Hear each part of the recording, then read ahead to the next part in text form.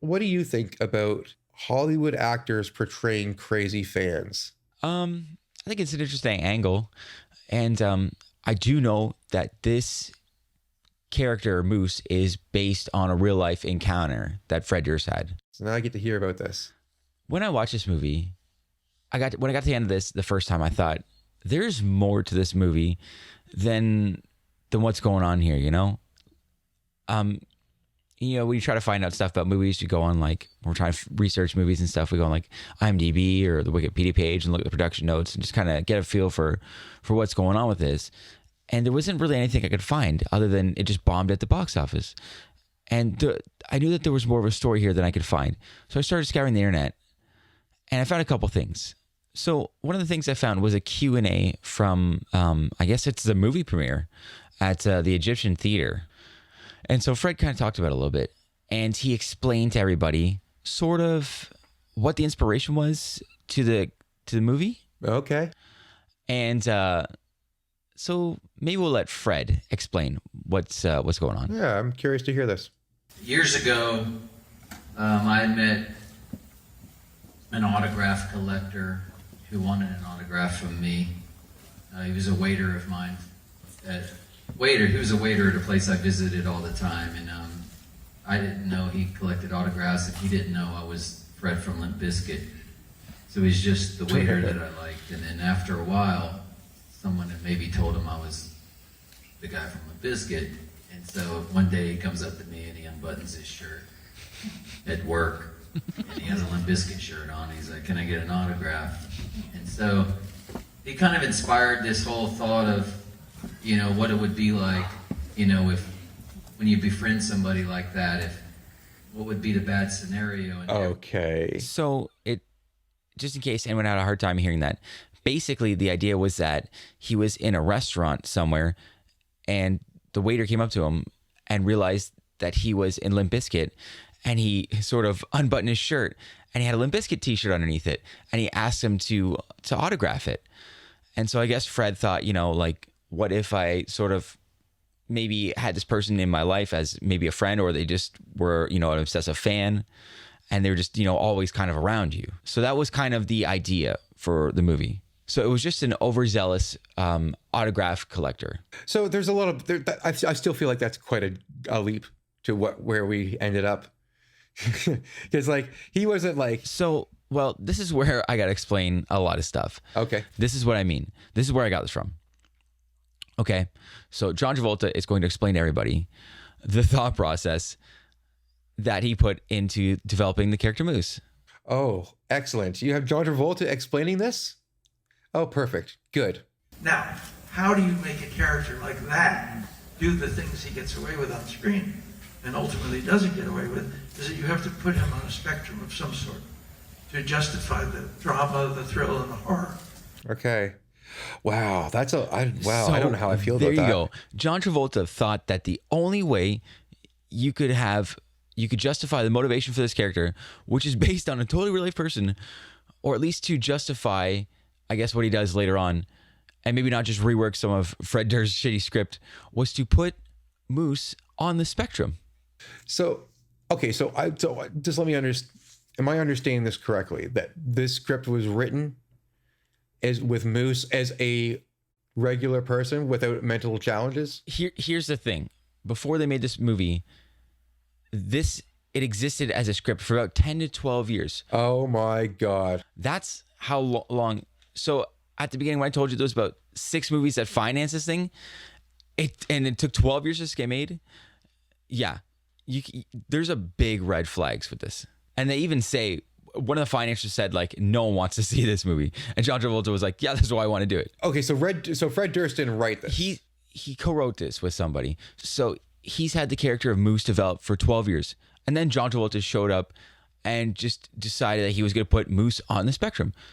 At that point, to me, it completely changes all of your dialogue, all of your interactions with the characters and the relationships and what you're trying to convey as this guy being a stalker, et cetera, et cetera.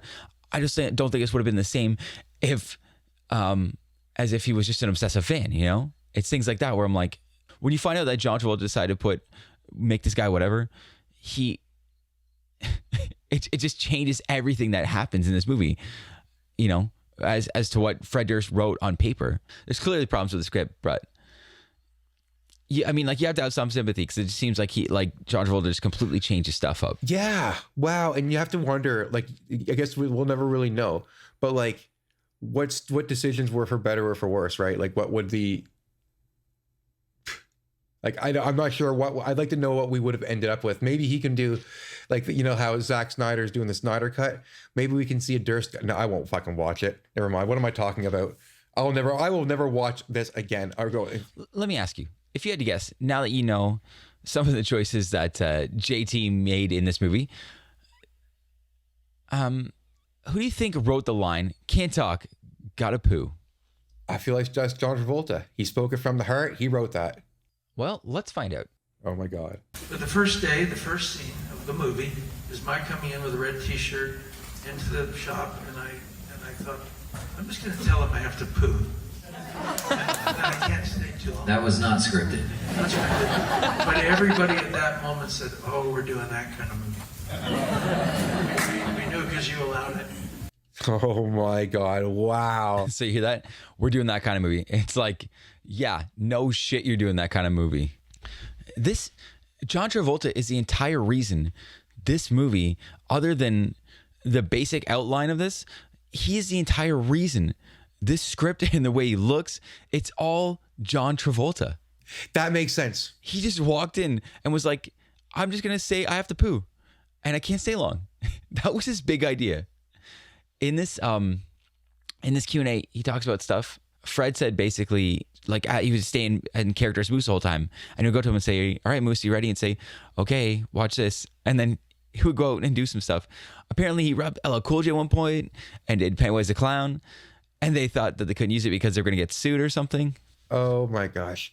Now, so how awesome. Wouldn't I just love to be walking in LA someday and just see John Travolta in that Bobby costume, Poppycock. pandering around? Poppycock. I would love it. I would. Yes. Well, if you look at it, there's a shot where someone gets in the back and takes a selfie with Moose. So it's like, was that a real shot? Or was that someone being like, "This is John Travolta dressed up as a Bobby. I'm gonna take a picture." How Danny Succo has fallen. Hold on. There's still more I gotta tell you about. Oh my God. Really? Yes, there's still more. Okay, this is good. All right, great. Excellent. So when we watched this movie, you saw there was no scene in there where Fred Durst band Limp Bizkit plays, right? No. Do you ever remember seeing anything about that? What, that there would be, you mean like seeing any of a band play at all, or? I found a clip online that it was probably deleted from the movie for very obvious reasons once we go over this here. So just to set the scene up here, Hunter Dunbar is driving down the street with his son, and he's going to put some music on the radio. You okay with some music? You like a little Limp Biscuit? Sure. You like a little biscuit? Yeah. Yeah? Nice and loud? I used to listen to this back in the day. This is hot. Oh my God, that is nice. That is nice. That is a real scene. Does he not even like know what his own fans are even like?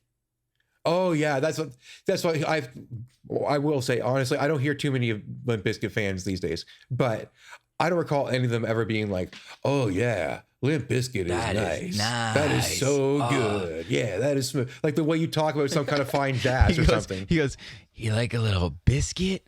Yeah, you like a little biscuit, son? Yeah, son, you want a little biscuit? Yeah, that is nice." Weird. Like, can you believe that? Like, I don't know if Fred wrote that. Oh, of course he did. Why would you do that? Why would you think that's acceptable to put in your movie? There's only two possible explanations. Either Fred Durst wrote it, or Devon Sawa was this like, "Hey, I'm going to make a joke right now." Here's the point.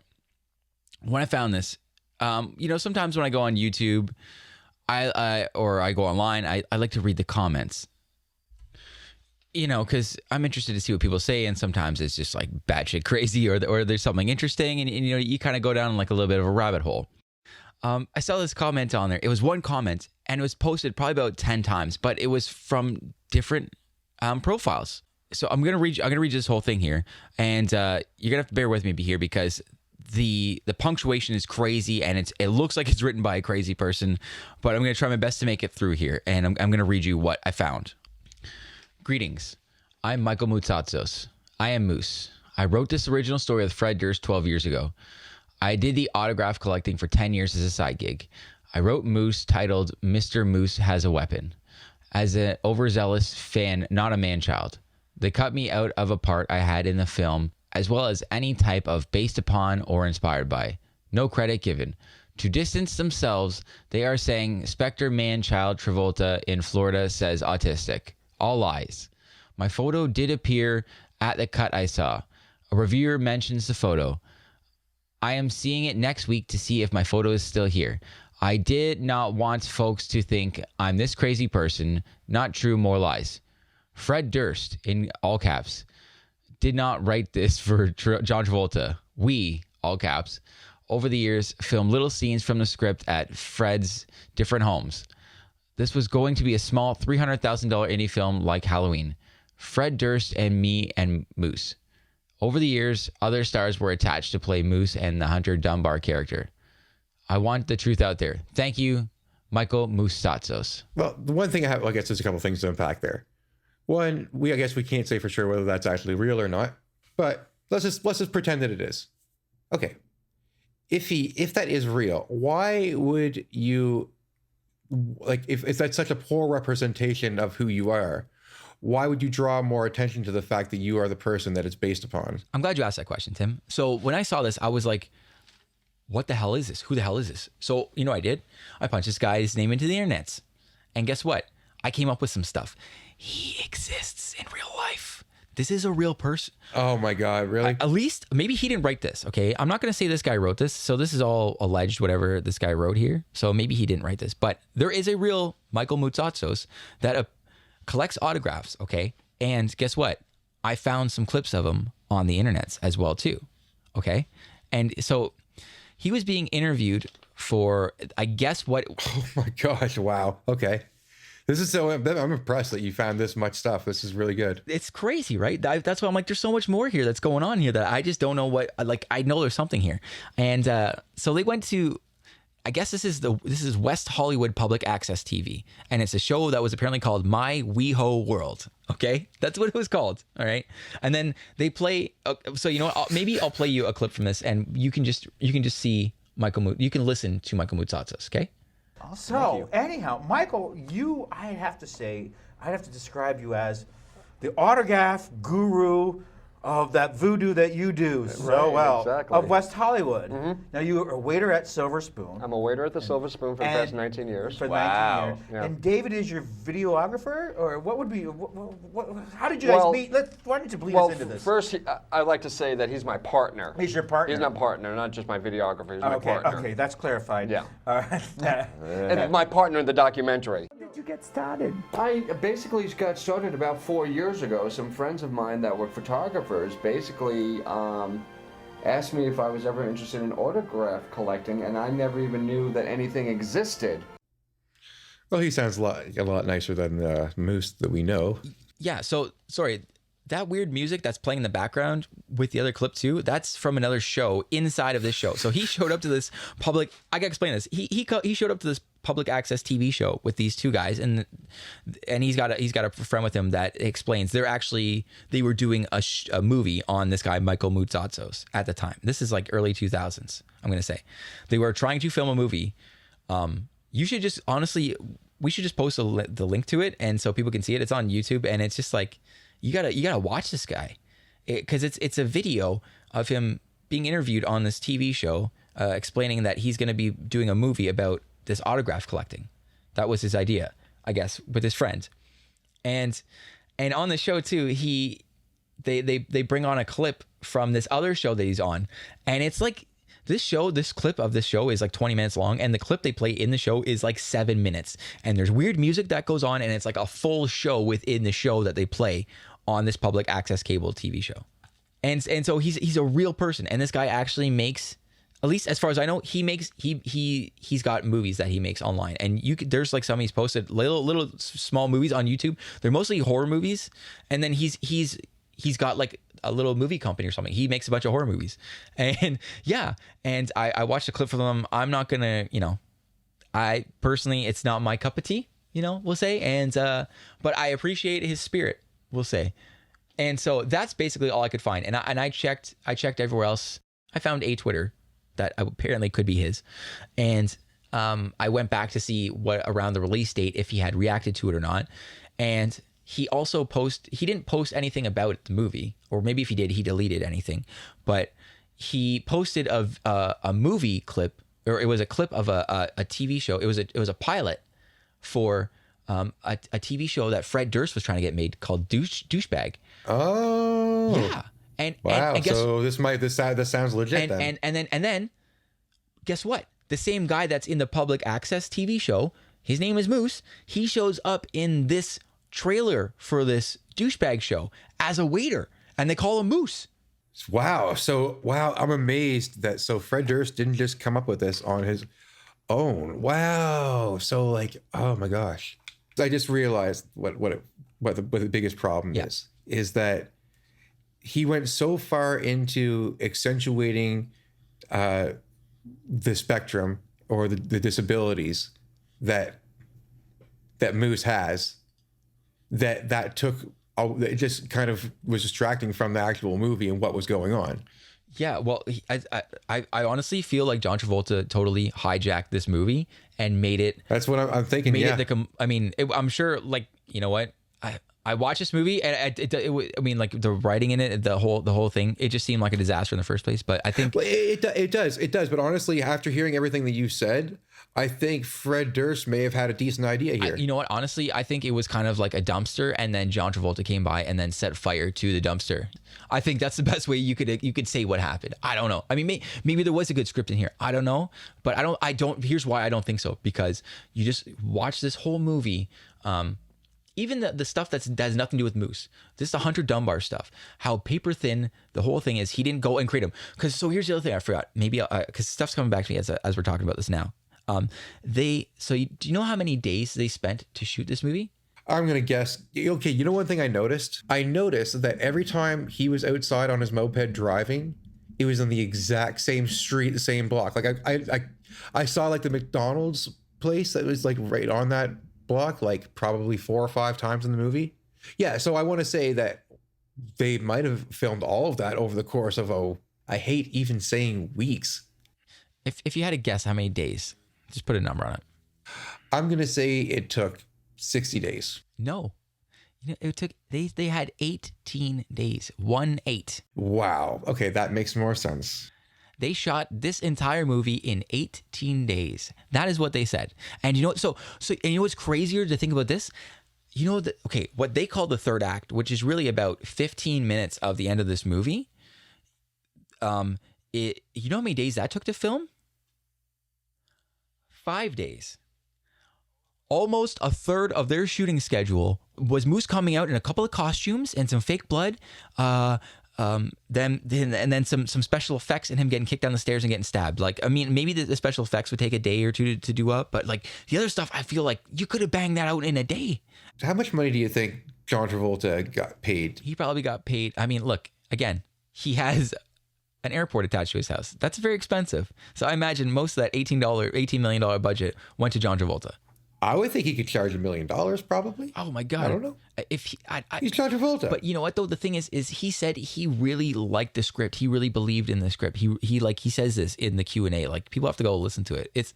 He actually thought this all was going to work for him. This was a good idea. You are changing my view. My views have rapidly changed on this movie since you just informed me of all of this background stuff. Maybe it's not good, but I didn't want to tell you right away because I'm glad to know now. I feel better having watched it and being so grossed out. At least there was good intentions, I guess. Which is that's one of my fond things about the bad movies. The best ones are the ones that are made with good intentions. I don't know what the intentions fucking were, but they had an idea to make a movie. They wanted to make a good movie. They all thought they were doing it right. They believed in themselves. At least we can. That is one thing that you can say. Everybody in this movie absolutely believed in themselves.